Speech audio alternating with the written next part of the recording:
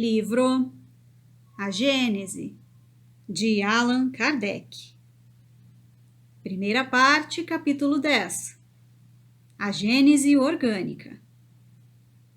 A geração espontânea. 20.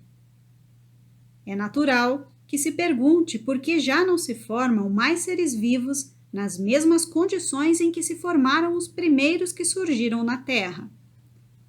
A questão da geração espontânea, que tanto preocupa a ciência, mesmo que já tenha sido resolvida por diversos modos, não pode deixar de vir nos esclarecer sobre esse assunto.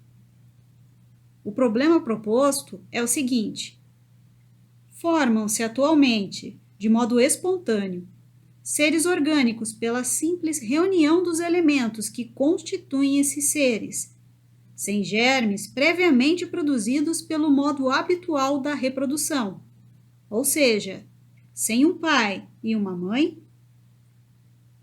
Os partidários da geração espontânea respondem que sim, e apoiam-se em observações diretas que parecem ser conclusivas. Existem aqueles que pensam que todos os seres vivos se reproduzem uns pelos outros e dão como testemunho o fato, que a experiência comprova, de que os germes de certas espécies vegetais e animais, mesmo separados, podem conservar a vitalidade latente durante um tempo considerável, até que as circunstâncias sejam favoráveis ao seu nascimento. Essa opinião deixa sempre em aberto a questão de como se formaram os primeiros tipos de cada espécie. 21. Sem discutir as duas teorias, a da geração espontânea e a da reprodução, convém observar que o princípio da geração espontânea só pode ser aplicado aos seres das ordens mais inferiores dos reinos animal e vegetal. Para aqueles seres onde a vida começa a despontar e cujo organismo, extremamente simples, é de algum modo rudimentar. De fato, foram esses seres simples os primeiros que surgiram na Terra, e cuja formação deve ter sido espontânea. Se isso for verdadeiro, teríamos uma criação permanente, igual a que se produziu nas primeiras épocas do mundo. 22. Mas, então, por que os seres de organização mais complexa não se formam da mesma maneira? É um fato verdadeiro que esses seres não existiriam desde sempre. Portanto, eles tiveram um começo. Se o musgo, o líquen, o zoófito e o infusório, um protozoário de água doce, os vermes intestinais e outros podem se produzir espontaneamente, por que não acontece o mesmo com as árvores, com os peixes, com os cães e com os cavalos? Por enquanto, as investigações param por aqui. Desaparece o fio condutor e, até que ele seja encontrado, o campo fica aberto às hipóteses. Seria imprudente e prematuro apresentar sistemas ainda não confirmados como sendo verdades absolutas.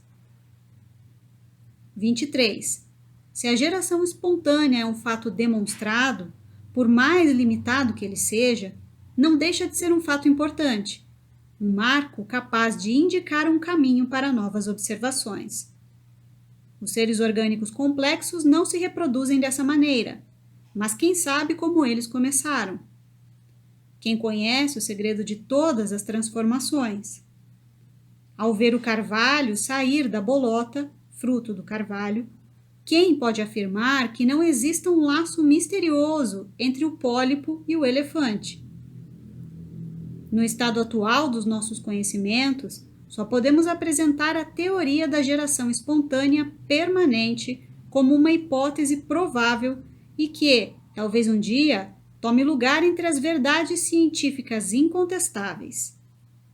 Ver na Revista Espírita de julho de 1868 o desenvolvimento da teoria da geração espontânea, no artigo A Geração Espontânea e a Gênese.